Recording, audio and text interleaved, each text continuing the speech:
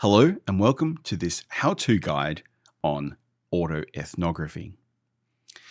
You're going to be using the research methodology known as autoethnography to explore and analyze your media niche from the perspective of the audience. So, autoethnography. In your readings this week, there's a great introduction by Caroline Ellis and others on autoethnography. And in that reading, they describe how autoethnography is a term that is what we call a portmanteau of two words. The first being autobiography, which is where an author selectively and retroactively writes about particular experiences. This is combined with the practice of ethnography, which is the study of culture through participation. So you're going to be studying a particular audience culture, a particular media niche from your own personal perspective by writing up observations, taking notes, and then analyzing those notes and those observations with reference to other material. How do you do autoethnography? Step one is to determine your field sites, and you're going to be working on this in your blog posts. So the media niche is the broader umbrella term for the network of field sites that are involved in your media niche, but you don't have to include all of them. So you might choose a particular field site to concentrate on. So a map of your media niche helps you to focus and narrow your field sites. For example, if you were going to look at Harry Potter fandom, you might narrow your field sites to Reddit, to Twitter, to the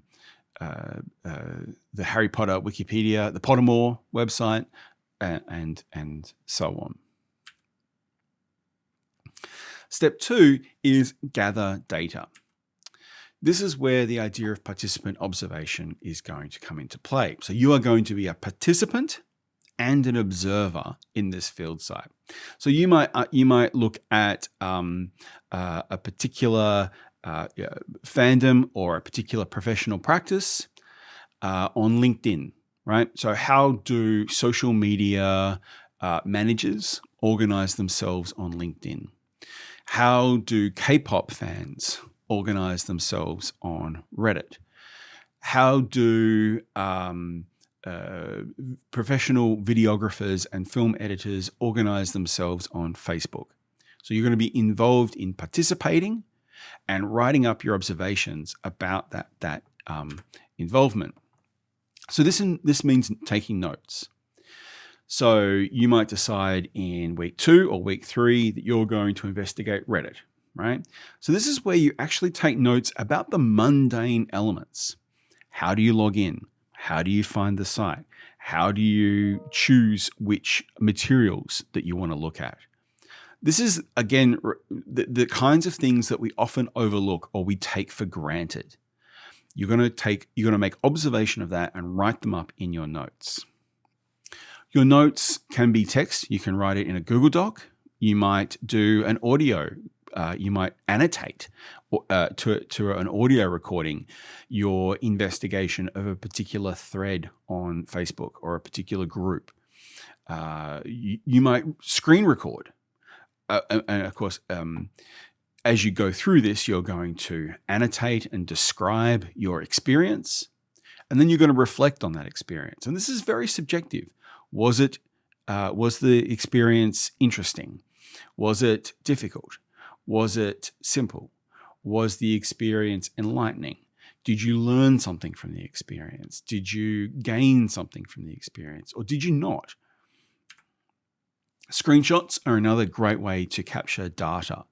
If you're taking screenshots, make sure you put them into your document, into your journal. Give the time and date and the metadata so that you keep track of what those screenshots. For example, I was doing a project earlier in the year where I was interested in the use of emojis in the mobile app Clash Royale. So I was interested in how different people use different emojis, whether people, do the thumbs up emoji or whether they do the angry emoji. And so I was taking lots of screenshots to get a sense of how those emojis were being used. Step 3, identify epiphanies. An epiphany is the most significant or the most important or the most memorable or the most troubling moment of an experience. So this is where you have written down you've made notes about all your experiences, and then you want to pull out the ones that you think are most useful in conveying a potential understanding, or most useful to analyze, to think about what's the most relevant or significant element of that experience. For example, maybe you noticed on a Facebook group there was a certain type of post that created conflict in the group. That would be an epiphany, and then you would start to investigate that and think about why that was so contentious. Ellis et al. Say that autoethnographers must use personal experience to illustrate facets of cultural experience. So you're using your personal experience to enlighten us about broader cultural experience. In doing so, you make the characteristics of a culture familiar for both insiders and outsiders. Let's take fandom, because it's a generally easy one to think about. You might have a particular sport fandom, or you might be a fan of a particular brand, or you might be a fan of a particular text. For people outside that fandom, they might not understand it. So by investigating the experience of the audience of that fandom, from your personal perspective, you can talk to an audience outside of that. You can talk to a potential audience and help them to see what you find interesting. Or again, if it's a contentious audience, you can start to talk about how that you can understand that from an outsider's perspective and from an insider's perspective. The idea here is to focus on your experience as an audience participant in your media niche. So it's from your personal experience, but you're writing down your observations. You're conducting a scientific investigation of your experience. So we're not doing surveys. We're not doing interviews. We're studying a culture from your personal experience. Step 4, background research. This is crucial. Autoethnographers must not only use their methodological tools and research literature to analyze experience, but must also consider ways others may experience similar epiphanies. So you're moving from your personal experience and you're putting yourself in other people's shoes and starting to figure out how they might interpret that experience. And in order to do that, you need to draw on 2 types of research. The first, of course, is academic and scholarly sources. This is where you can dig into different theories, right? Different analytical frameworks.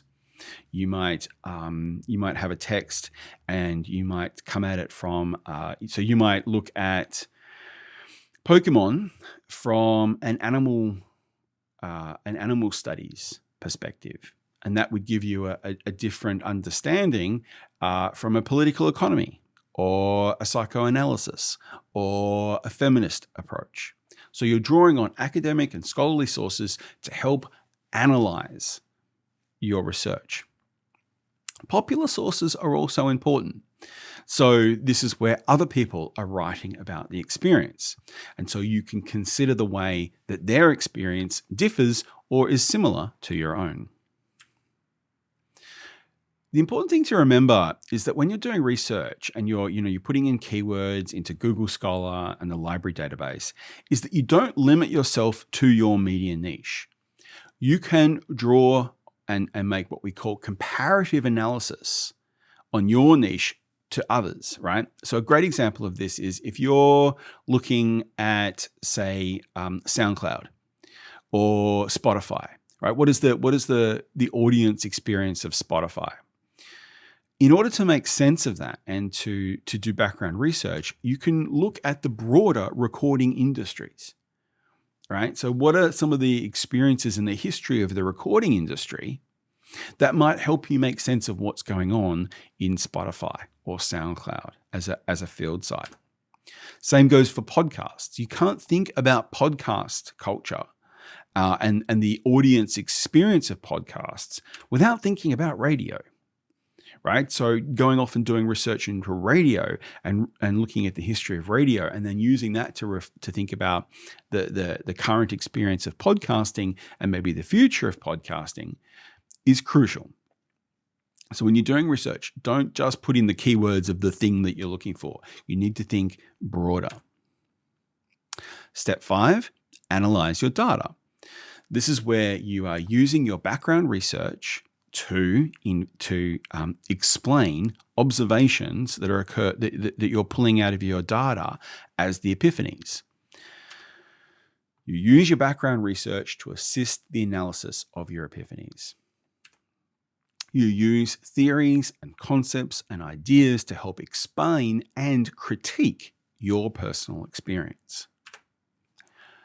One of the key ways to do this is to interrogate your assumptions. What did you assume about your media niche, your field site, about the audience going into the study?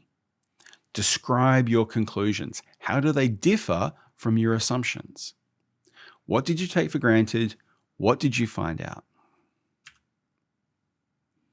Step 6, mediate and communicate. This is where you are summarizing your research. You are providing a communication of your analysis and your findings. You're doing that as your digital artifact. You're putting that into a package such as an audio essay or an audio video essay or a series of blog posts that have mixed media elements. Or maybe you're doing a live stream in which you explain your research. You're communicating your research, not just to me as a subject coordinator, not just to your tutor, not just to your peers, but you are putting this together for an audience outside the subject. All right? If you're trying to gain an expertise in event management, you want to imagine your audience is other event managers or other potential event managers, and that you're talking to them and what you've learned from your experience of researching the work they do in a particular field site. And that's it. I hope that's been useful, particularly as you prepare your pitch and thinking about your digital artifacts for the subjects. Thanks for watching, and I'll see you in the next video. Bye.